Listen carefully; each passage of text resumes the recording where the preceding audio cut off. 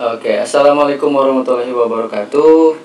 Pada kesempatan kali ini saya akan membahas materi fisika tingkat SMA atau MA kelas 10 semester 1 ya, atau semester ganjil. Nah, untuk bab yang pertama itu kita masuk tentang ruang lingkup fisika ya, besaran dan pengukuran. Untuk bab yang pertama biasanya besaran dan pengukuran itu beda bab. Kenapa? Karena untuk ruang lingkup fisika itu materinya cukup banyak ya, meskipun hanya konsep atau hanya teori saja, tapi materinya lumayan karena masih secara umum ya. Mungkin kalian pernah melihat atau memegang benda-benda yang ada di lingkungan sekitar kalian. Nah, biasanya di laboratorium di tingkat SMP mungkin, ataupun di lingkungan sekitar kalian pasti pernah ya, salah satu di antara alat ukur tersebut pernah kalian pegang ataupun kalian gunakan. Dari situ diantaranya ada meteran juga ya, meteran, kemudian ada jangka sorong, ada juga mikrometer skrup ya, ada stopwatch juga di situ, ada neraca Ohs, dan ada termometer gun yang sering digunakan banyak tempat karena kita sedang menghadapi pandemi ini. Dan inilah beberapa contoh alat ukur yang ada di lingkungan sekitar kita. Biasanya kalau secara offline saya akan mempraktekkan itu di lab, ada alat yang dinamakan dengan jangka sorong dengan mikrometer skrup. Di sini juga ada ya. Nah, itulah pengenalan alat ya. Ya, untuk ruang lingkup fisika besaran dan pengukuran, oke, saya akan berikan konsepnya. Ruang lingkup fisika terlebih dahulu ya. Nanti disusul oleh materi besaran, satuan, dimensi, dan pengukuran. Nah, untuk ruang lingkup fisika itu ruang lingkup antara aktivitas makhluk hidup ya dan makhluk tak hidup. Nah, ruang lingkup fisika itu makhluk hidup dan makhluk tak hidup ataupun dengan keselamatan kerjanya. Nah, untuk besaran, satuan, dimensi, dan pengukuran, nah itu cakupannya ada besaran, satuan, dimensi, pengukuran angka penting dan notasi ilmiah. Kemudian ada ketidakpastian pengukuran, ketelitian dan ketepatan hasil pengukuran ataupun pengolahan dan penyajian data. Nah, biasanya untuk materi ini lebih ke eksperimen ya, ataupun pengambilan data di laboratorium. Ya. Nah, berikutnya kita akan membahas ke ruang lingkup fisika biar lebih spesifik ya. Nanti untuk besaran dan pengukurannya di di penjelasan berikutnya. Nah, tadi sudah disinggung di awal bahwa ruang lingkup antara aktivitas makhluk hidup dengan makhluk tak hidup. Artinya apa? Nah, ruang lingkup ini itu mempelajari makhluk hidup ya, kita itu dengan makhluk tak hidup. Kenapa? Dalam ruang lingkup ini Anda akan mempelajari hubungan antara besaran-besarannya ya dan kejadian yang terjadi. Nah, adapun contoh penerapan fisika dalam kehidupan sehari-hari itu ketika kalian berjalan ya, atau mengendarai kendaraan bermotor ataupun melakukan aktivitas apapun. Nah, itu bisa dikaitkan atau dinamakan dengan ruang lingkup fisika gitu. Nah, yang kedua, nah ini adalah tentang ruang lingkup kondisi fisik makhluk hidup dan makhluk tak hidup. Maksudnya apa sih, Pak? Nah, kan kita terapkan ya bahwa penerapan fisika itu ada hakikat fisika, ciri-ciri fisika, kemudian ada cabang-cabang fisikanya, kemudian ada manfaat. Ya, manfaat untuk mempelajari fisika itu apa sih gitu. Nanti akan kita bahas. Nah, kemudian metode ilmiahnya itu diantaranya ada kriteria metode ilmiah, langkah-langkah metode ilmiah dengan sikap ilmiah ya. Ya, ini dia ruang lingkup fisika secara garis besar bahwa teori fisika atau konsep fisika itu menjadi 4 teori utama. Ada mekanika klasik, ada termodinamika, ada elektromagnetis, dan yang keempat ada mekanika kuantum. Nah, inilah 4 cabang ya, cabang ruang lingkup fisika. Nah, untuk mekanika klasik itu sendiri mempelajari tentang gerak benda dan gaya yang bekerja pada benda itu sendiri. Nah, kemudian untuk termodinamika itu membahas tentang kalor dan suhu ya, atau serta hubungannya usaha dan energi. Nah, yang ketiga, elektromagnetis itu membahas tentang medan listrik, ya, kelistrikan dan medan magnet ataupun hubungan antara listrik dengan magnet, ya. Apakah magnet menimbulkan listrik ataupun sebaliknya. Nah, yang terakhir ada mekanika kuantum. Nah, mekanika kuantum itu pembahasannya dalam subatom, biasanya kaitannya dengan mata pelajaran kimia gitu ya, masih ada hubungannya. Nah, sedikit berbicara mengenai sejarah, bahwa fisika itu dulu namanya fisika klasik ya, sebelum tahun 1920. Nah, untuk setelah tahun 1920 itu namanya fisika kuantum. Itu ya. Itu untuk membedakan antara model lama dengan model terbaru gitu ya, model lama klasik dengan model kuantum. Oke, untuk model klasik itu ada posisi dan momentum partikel dapat ditetapkan secara tepat waktu. Nah, selain itu juga ruang dan waktu merupakan dua hal yang terpisah. Nah, ini merupakan teori hukum Newton ya, hukum Newton. Nah, kalau fisika kuantum setelah tahun 1920 itu ketidakpastian posisi dan momentum partikel, ruang dan waktu merupakan satu kesatuan. Nah, betul bahwa yang klasik itu adalah teori dari hukum Newton. Untuk yang fisika kuantum itu dualisme gelombang atau partikel, teori relativitas Einstein. Jadi fisika kuantum itu termasuk teorinya Albert Einstein ya. Kecuali yang sebelum 1920 itu hukum Newton, Sir Isaac Newton, kalau kalian pernah mempelajari sejarah mengenai hukum Newton ya. Oke, kita pindah ke langkah-langkah metode ilmiah.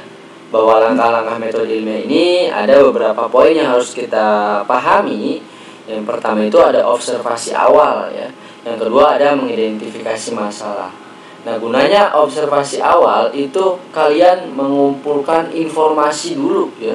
Jadi kalian mengobservasi dulu, mengamati terlebih dahulu topik tersebut apa saja yang akan dikaji, apa yang akan diteliti. Nah, kita pengamatan terlebih dahulu. Nah, untuk sumber ilmu pengetahuannya kalian bisa menggunakan berbagai referensi ya tentunya. Kemudian informasi dari sang ahli ataupun melakukan explore saja dari referensi ataupun informasi yang ada. Nah, kemudian yang kedua ada mengidentifikasi masalah.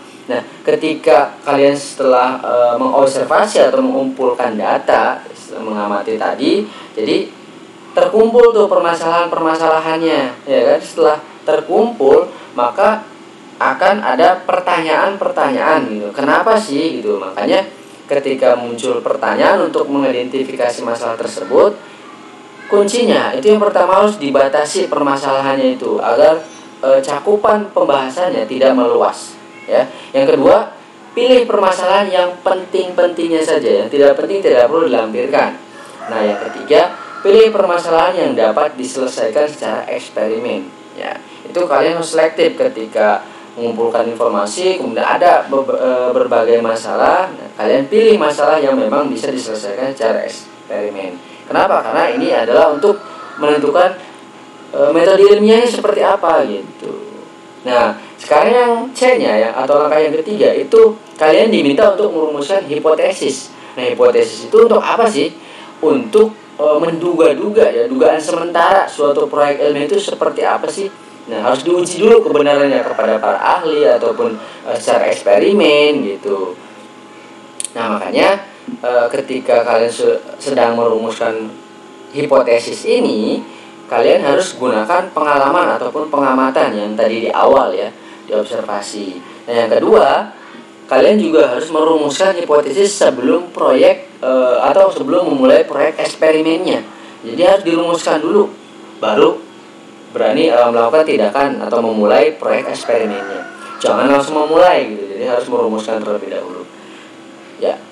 Kemudian poin yang keempat adalah melakukan eksperimen ya. Setelah kalian tadi mengobservasi, kemudian mengumpulkan data ya, kemudian timbul masalah dan merumuskan hipotesis, baru kalian bereksperimen gitu. Dalam eksperimen itu harus ada rancangan ya kan, yang dilakukan untuk menguji hipotesis yang ada, yang tadi dibentuk.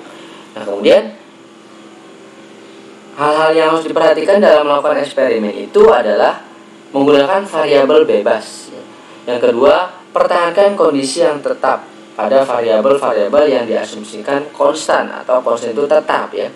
Nah, yang ketiga, lakukan eksperimen berkali-kali untuk variasi hasil. Kenapa setiap eksperimen atau setiap percobaan itu dilakukan secara berkali-kali? Supaya kevalidannya itu lebih akurat gitu ya, lebih valid gitu. Kemudian yang terakhir ada catat hasil eksperimen secara lengkap gitu. Ya, yang terakhir adalah menyimpulkan hasil eksperimen ya. Ketika kalian sudah mengumpulkan data, kemudian mengambil sampel ya, merumuskan hipotesis, kemudian melakukan eksperimen, setelah dianalisis baru menyimpulkan hasilnya ya, kesimpulan proyek atau ringkasannya itu seperti apa. Jadi kuncinya itu ketika menyimpulkan jangan mengubah hipotesisnya yang ada ya. Yang kedua, jangan abaikan hasil eksperimen. Kenapa? Karena eksperimen yang kalian lakukan itulah data realnya, data nyatanya. Dan yang ketiga, berikan alasan yang masuk akal kenapa tidak sesuai. Jadi kalau tidak sesuai jangan diubah supaya sesuai ya. Biarkan saja data apa adanya, kemudian nanti dilampirkan alasan-alasannya. Nah, yang keempat, berikan juga cara-cara yang mungkin dilakukan selanjutnya supaya tidak terjadi hal yang sama, apakah tidak sesuai gitu. Dan yang terakhir, lakukan eksperimen sekali lagi atau susun ulang eksperimen ketika hasilnya belum maksimal. Oke, itu ya. Itulah untuk metode ilmiah. Ya, kita masuk ke keselamatan kerja di laboratorium. Tadi kan sudah ada metode ilmiah ya. Jadi sebelum kita masuk ke laboratorium, tentunya kita harus tahu ya untuk keselamatan kerja atau keselamatan kita ketika melakukan aktivitas di laboratorium. Karena laboratorium itu tempat untuk melakukan eksperimen ya, atau dalam kerja ilmiah itu termasuk salah satu tempat yang memiliki risiko tinggi menimbulkan kecelakaan. Contohnya misalkan di laboratorium itu ada bahan peledak ataupun bahan-bahan yang memang membahayakan, beracun, yang terhirupnya itu kemudian merusak paru-paru atau sistem pernapasan kita gitu ya.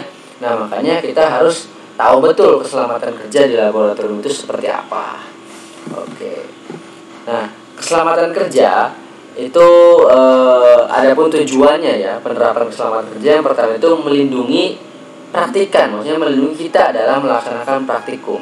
Yang kedua, menjamin keselamatan bagi setiap orang yang berada di laboratorium. Yang ketiga, menjamin sumber-sumber produksi dan peralatan praktikum di laboratorium supaya terjaga, terawat, dan aman. Oke, yang keempat, mencegah dan mengurangi kecelakaan ya, di laboratorium. Dan yang terakhir, memberikan pertolongan pertama pada kecelakaan sebagai langkah awal untuk penanggulangan. Oke, itulah tujuannya. Kenapa sih harus ada keselamatan kerja di laboratorium ini? Nah, 5 itu yang secara umum ya, untuk mengantisipasi terjadi hal-hal yang tidak diinginkan. Nah, upaya-upaya apa saja untuk menjaga keselamatan kerja ya, baik praktikum maupun praktikannya ya, alat-alatnya maupun orangnya. Nah, bersikaplah hati-hati dalam melakukan setiap percobaan di laboratorium. Barangkali alatnya pecah belah ya, itu kita harus lebih hati-hati ya, dalam melakukan sebuah eksperimen di laboratorium.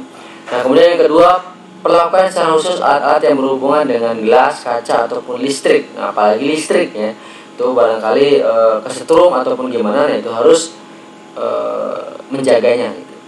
Yang ketiga, berhati-hatilah dalam menggunakan bahan kimia. Nah, kenali setiap bahan kimia yang digunakan. Jika selesai menggunakan bahan kimia, segera kembali ke tempat penyimpanan semula, dan terutama mencuci tangan ya, apalagi sekarang dalam masa pandemi kita harus rajin mencuci tangan, barangkali cairan tersebut membahayakan. Nah, yang keempat, berhati-hatilah menggunakan peralatan yang bersumber listrik langsung dari PLN. Nah, yang kelima, itu jika Anda melakukan percobaan menggunakan api ataupun pembakar spiritus ya, segera matikan api jika percobaan ataupun eksperimen telah selesai. Ini sama ya, tujuan dengan upaya itu intinya untuk mengantisipasi hal yang tidak diinginkan. Jadi kita harus siap dulu, karena untuk keselamatan kerja di laboratorium. Itu ya untuk keselamatan kerjanya. Ya, semoga bisa dipahami. Nah, inilah ada aturan-aturan umum ketika kalian masuk laboratorium ya, laboratorium apapun itu ya, terutama untuk di sekolah. Jadi kalian diperbolehkan masuk itu ketika ada izin guru mapalnya ya, apalagi yang akan melakukan praktikum. Nah, biasanya kita menyediakan jas praktikum untuk mengadakan kegiatan supaya kalian lebih safety lagi ya. Kemudian yang ketiga, baca semua petunjuk untuk melakukan eksperimen ya. Langkah-langkahnya harus ngapain dulu. Jadi jangan melakukan aktivitas yang lain selain untuk melakukan eksperimen. Yang keempat, dilarang makan atau minum saat ada kegiatan praktikum. Nah, yang kelima, dilarang menyalakan api. Selesai kegiatan, kembalikan alat seperti semula. Jadi tanggung jawab ya. Ketika kalian sudah melakukan, harus dikembalikan ke tempat semula supaya steril lagi. Kemudian yang berikutnya ada cuci tangan setelah melakukan kegiatan. Betul, lanjut setelah selesai bersihkan meja kerja dan ruangan laboratorium. Cek kembali semua peralatan, pastikan semua dalam keadaan aman ya. Ya, inilah aturan-aturan keselamatan terhadap listrik ya, bisa kita perhatikan bersama. Nah, paling kita lebih ke alat-alat ya, alat keselamatan kerjanya itu ada 5. Ada pemadam kebakaran atau hidran tabung ya, biasanya di mall-mall juga itu ada ya, di tembok pel warna merah. Eye washer itu untuk mata ya. Kemudian ada kotak P3K, plester pembalut, dan peralatan pembersih. Oke. Kemudian ada peran fisika dalam kehidupan sehari-hari. Ya, tentunya ketika kalian mempelajari sebuah mata pelajaran tertentu, pasti akan ada manfaatnya di kemudian hari. Terutama ini juga yang mata pelajaran fisika. Untuk apa saja sih? Nah, ini saya kutip hanya 6 poin saja. Ya, dapat menyikapi rahasia alam ya, rahasia alam seperti apa. Kemudian fisika berada di depan dalam perkembangan energi, paling depan ya. Berperan besar dalam penemuan-penemuan teknologi. Kemudian sebagai ilmu dasar dalam andil pengembangan teknologi. Yang kelima, melatih berpikir logis dan sistematis. Dan yang keenam, dapat diaplikasikan dalam kehidupan sehari-hari. Nah, peran fisika dalam bidang apa saja yang sudah kalian nikmati mungkin. Nah, itu ada bidang industri ya kan, ada fisika dalam bidang teknologi, transportasi, telekomunikasi, pertanian, kedokteran, dan bidang energi. Inilah bidang-bidang yang memang peran fisika itu aktif dalam bidang-bidang tersebut. Jadi dasarnya memang dari ilmu fisika, cuman mereka lebih spesifik di bidangnya tersendiri. Ya, oke, itulah materi untuk yang pertama mengenai ruang lingkup fisika. Semoga bisa dipelajari lebih baik lagi, dipahami lebih dalam lagi supaya kalian tahu ruang lingkup fisika itu apa saja. Ya, demikian materinya, saya akhiri. Assalamualaikum warahmatullahi wabarakatuh.